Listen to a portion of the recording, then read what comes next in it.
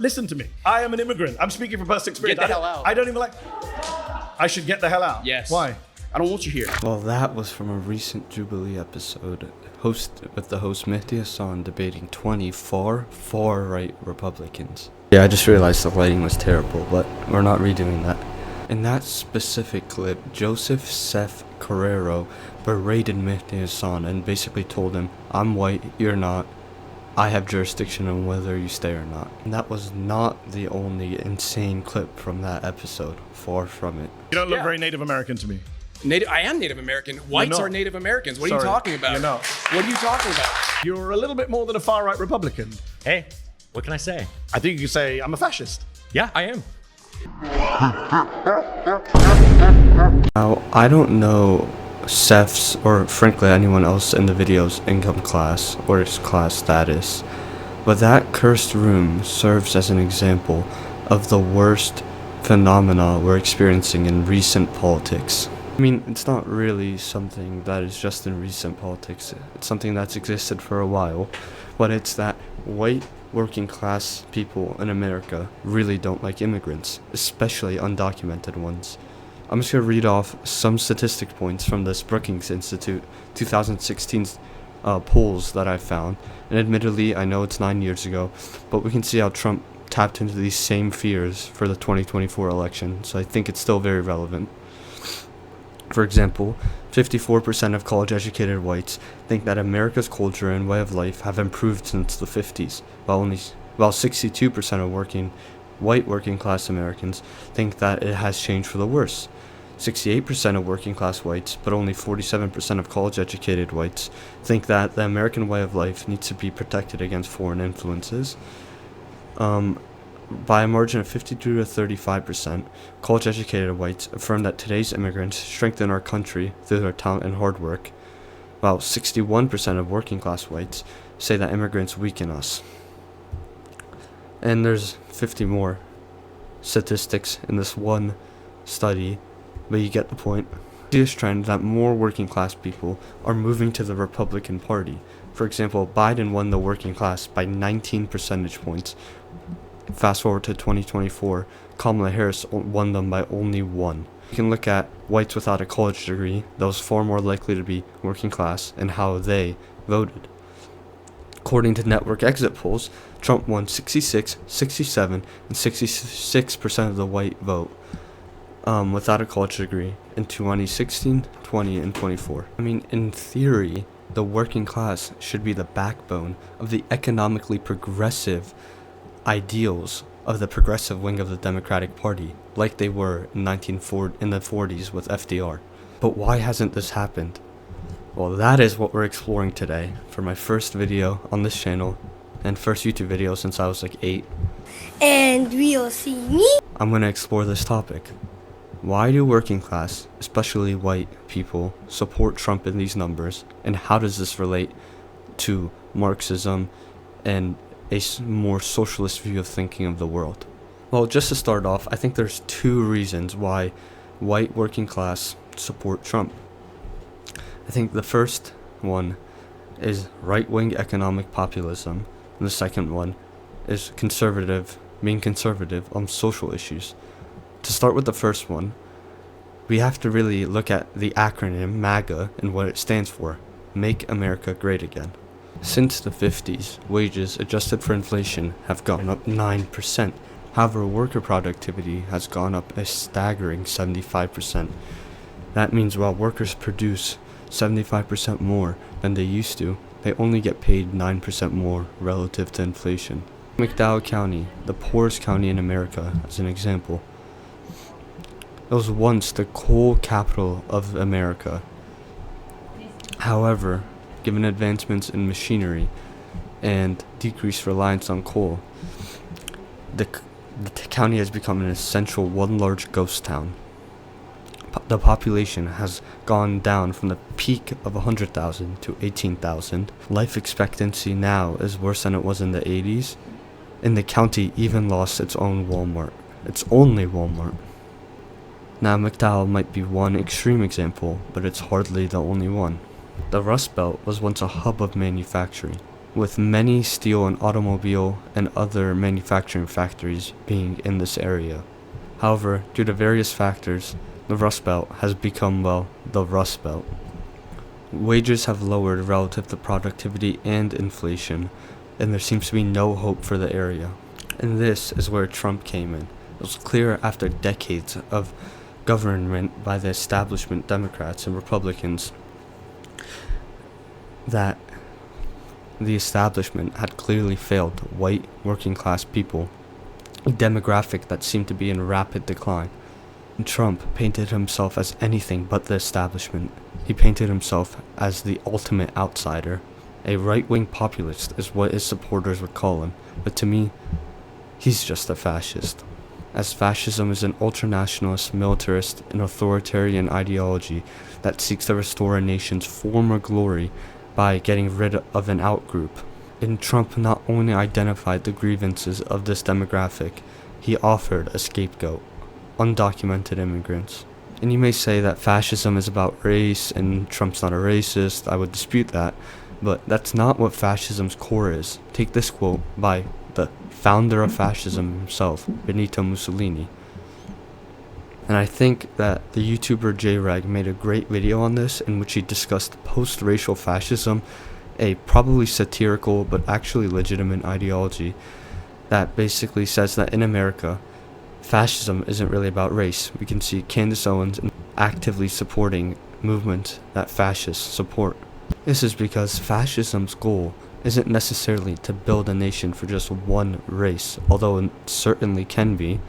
It is a movement seeking to restore national pride that has been lost due to an outgroup, and undocumented immigrants are that outgroup for Trump. And another key aspect of fascism, at least an aspect that Marxists would really stress, is the alliance between the bourgeoisie and the proletariat. The bourgeoisie are essentially the ruling class who control the means of production, the things that make other things, like raw minerals or machines, and the proletariat are those who have to sell their labor to work. Think people who are on an hourly salary or yearly salary for that matter.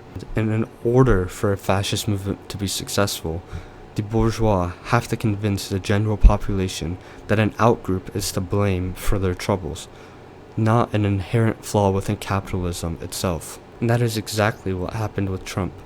While some establishment Republicans, like Rubio, decided to be more lenient on immigration in 2015, Trump painted himself as a hardliner who wanted to build a wall. This, combined with his overall anti-establishment populist economic ideals, worked. The Rust Belt states were essential in giving Trump victory in 2016 and 24, with the rural areas in these swing states voting heavily Republican. And as already stated, the less educated white population was an instrumental part of the 3 Trump campaigns. Now, on his social conservatism, well, Trump is simply a con man. We see it with the coal, and we see it with religion. Generally, conservatives in the West are more likely to be religious and have that influence their views on government, and this includes America. However, the rate of religious Christians supporting the Republican Party has gone up in recent years. A core part of Trump's base is the evangelical Christians in the Bible Belt states in the South, states Trump won by double digits in 2024, in 2020, and 2016. Trump has effectively painted himself as a vanguard, a defender of Western ideals, and in face of woke liberal anarchy. Keep in mind that this is the same person who has been found guilty of sex by civil court, has said some really gross things about his daughter Ivanka, and has been found guilty criminally for sleeping with a porn star and then covering it up. Trump even posted an AI image of himself as the literal Pope after Pope Francis's death. I mean, it is so obvious that Trump just doesn't care about Christianity. He couldn't even name a single Bible verse on the campaign trail. But why does Trump do all this? I mean, most of what Trump, Republicans, and even Democrats say is to perpetuate class war. Is to perpetuate culture war. For example, take the war on Christmas. For years, Fox News has been pushing this narrative that Christmas is under attack by the radical left. A lot of this anger comes from the transition from terms like Merry Christmas and Christmas break to terms like Christmas break and Happy Holidays. These terms have been changed by schools and other organizations to be more inclusive of other holidays like Kwanzaa, Hanukkah, the winter solstice, and even New Year's Eve. Personally, I think this is a bunch of baloney. Like, who cares if your kid's school newsletter comes home with Happy Holidays instead of Merry Christmas? But it actually serves a very sinister purpose.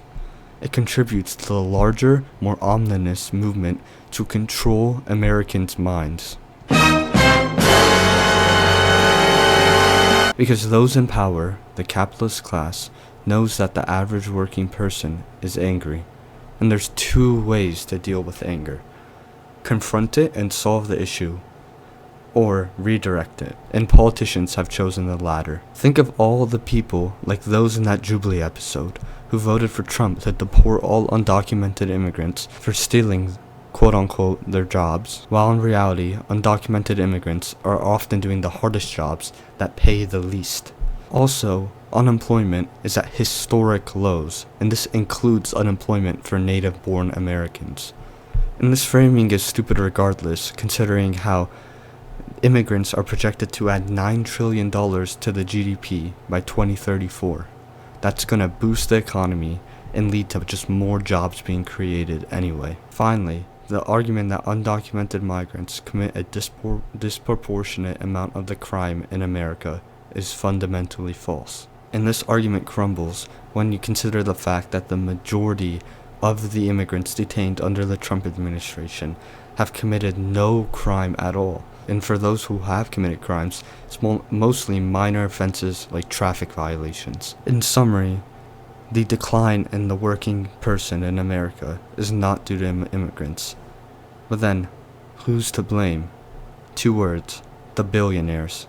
While middle and working class Americans have been struggling due to stagnant wages, billionaires and the rich have seen record amounts of profit, leading to a return of a Gilded Age level wealth inequality in this country. And the same thing is happening at a global level. For example, this article from 2017 claimed that just 8 billionaires, the 8 richest people in the world, hold as much wealth as the poorest 50%. And I haven't found an updated study. However, just know that the 8 billionaires had a wealth of $426 billion. Guess who has roughly the same amount of wealth now? Elon Musk, who's projected to become the first trillionaire in a few years.